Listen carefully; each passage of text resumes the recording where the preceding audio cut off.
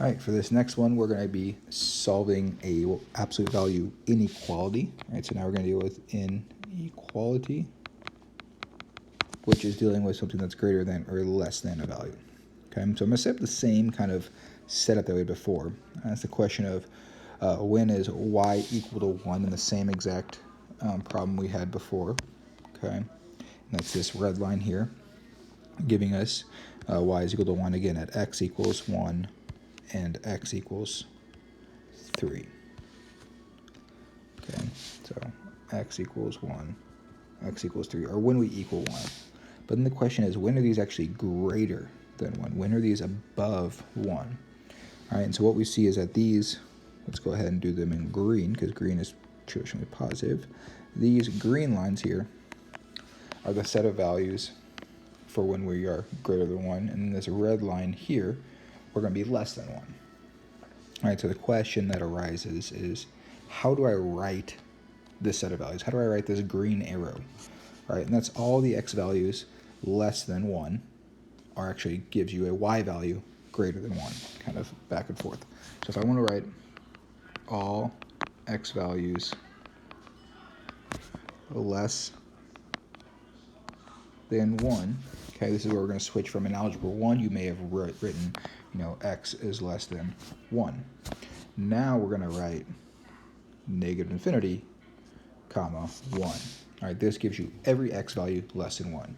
And vice versa, if I wanted all the x values greater than 3, which is that other green interval, it would be from 3 to infinity. All right, this is called interval notation.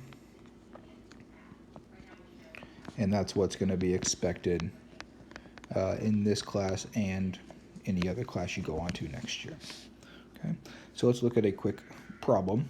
All right, and this is why I wanted to set up those first solving ones the way I did.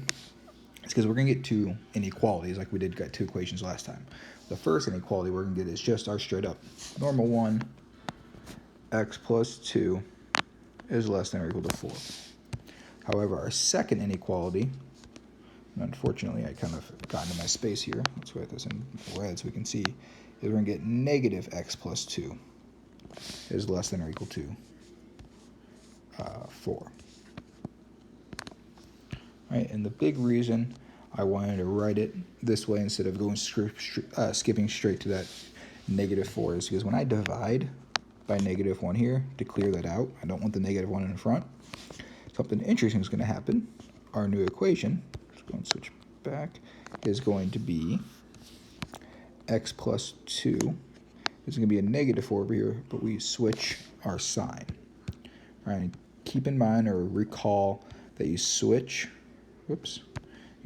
your sign anytime you multiply or divide by a negative number. So we divided by a negative. All right, and that's what happens when you're solving inequality. So anytime we divide by a negative number, our less than or equal to becomes a greater than or equal to equation. Okay, so now all we do is solve these both just like our normal solving methods, but this time again, remembering anytime we multiply or divide by that negative, we switch the sign. So in this case, I subtract 2. I get x is less than or equal to 4, or sorry, x is less than or equal to 2. Over here, I subtract 2, and I get x is greater than or equal to negative 6. All right, now the problem that arises, how do I write this answer? Well, you can just kind of write both equations, but what I like to do is set up my number line so I don't make any mistakes. I put my two important pieces on there, so I'll put the negative 6 and the 2 on there. Negative 6 obviously comes first. Okay, and what this tells me is this first one says I want every number greater than negative 6. So that's this line here, everything greater than it. I also want to make sure it's less than 2. Okay, and so what I'm going to look for is what numbers are both greater than negative 6 and less than 2, and that's where these overlap right here, giving me the interval of negative 6 to 2 as my answer.